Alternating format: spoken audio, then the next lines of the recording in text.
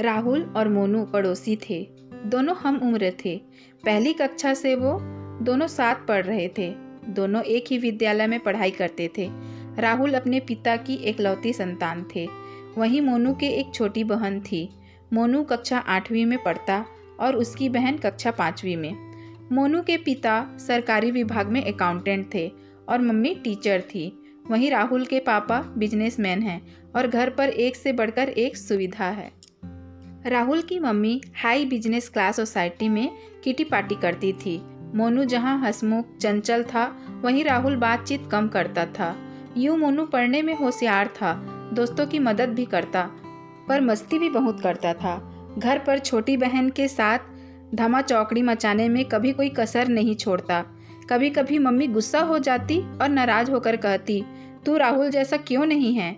देख राहुल कितना सीधा शांत बच्चा है, कभी कोई शरारत नहीं करता, और एक यहाँ तुम पूरा घर सिर पर उठा लेते हो। मोनू थोड़ी देर खामोशी से सुनता रहा और फिर वापस अपनी बहन के साथ मस्ती में लग गया। राहुल की मम्मी जब भी मोनू की मम्मी से मिलती, बस अपने बेटे की तारीफ के पुल बांधती रहती। इससे मोनू की मम्मी को और बुरा लगता। एक दिन जब मोनू स्कूल से लौटा तो मम्मी को बताया, मम्मी हमारा एक टूर जा रहा है जिसमें मुझे भी जाना है। 3 दिन का टूर है, 1000 रुपये फीस है। आप पापा से आज ही बात कर लो, मुझे जाना है। मम्मी बोली, ठीक है बेटे, मैं शाम को तेरे पापा से बात करती हूँ।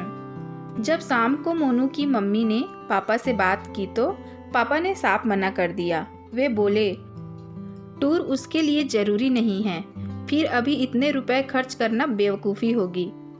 अगले दिन मोनू ने मम्मी से पैसे मांगे।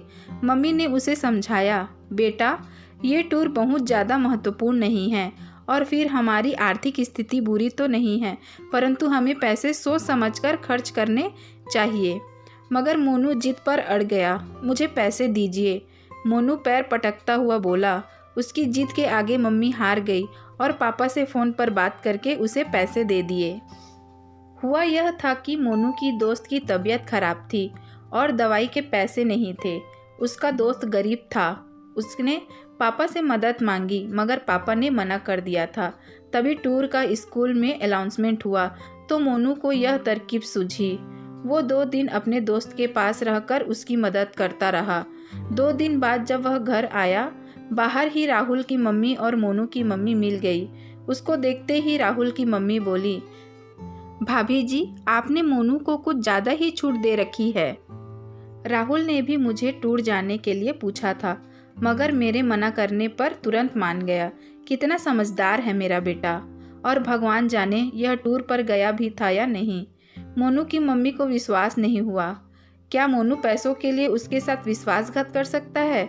घर आते ही मोनू की मम्मी बोली, मोनू मुझसे झूठ मत बोलना, सच सच बताओ, क्या तुम टूर पर गए थे? मोनू 2 पल के लिए कुछ नहीं बोला, फिर धीरे से बोला, मम्मी सॉरी, मैं टूर पर नहीं गया था। फिर क्या था, उसकी वहीं धुनाई हो गई। रोते रोते थोड़ी देर बाद मोनू बोला, मम्मी सॉरी, एक बार फिर मेरी बात तो सुनो। दोस्त बीमार है और उसको पैसों की ज़रूरत थी और उसकी देखभाल करने वाला भी कोई नहीं था, इसलिए मैं 2 दिन अपने दोस्त के साथ अस्पताल में ही था। आपको विश्वास नहीं हो तो चलिए अस्पताल चलते हैं। उसकी मम्मी फौरन उसके साथ अस्पताल पहुंची। एक वार्ड में उसका दोस्त पलंग पर लेटा हुआ था और सिराने के पास उसकी मम्मी बैठी हुई थी।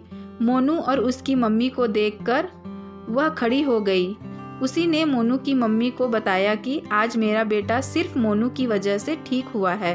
वो पूरे समय मोनू को दुआएं और आशीर्वाद दिए जा रही थी।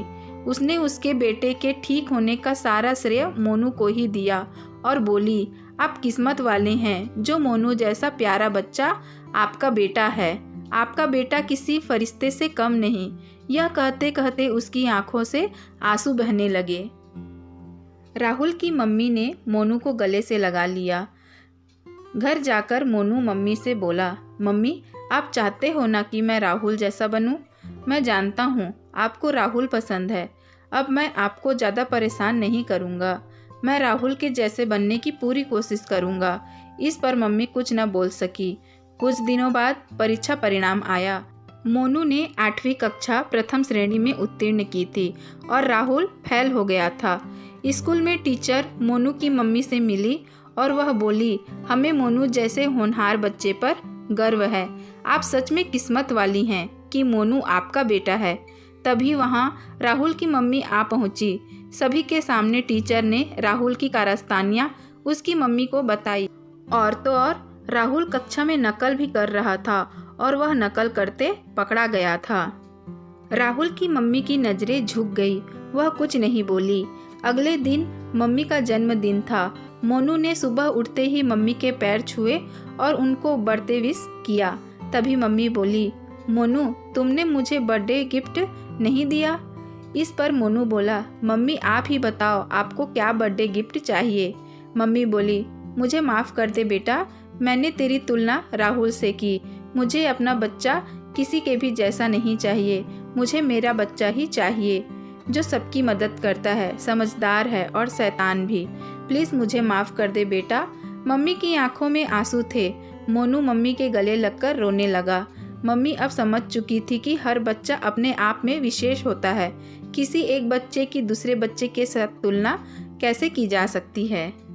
तो मित्रों, आपको यह कहानी कैसी लगी? कहानी पसंद आई होगी तो वीडियो को लाइक करिएगा और चैनल को सब्सक्राइब करिएगा ताकि आपको नई नई ऐसी कहानियाँ मिलती रहें। तो मिलते हैं एक नई कहानी के साथ। धन्यवाद।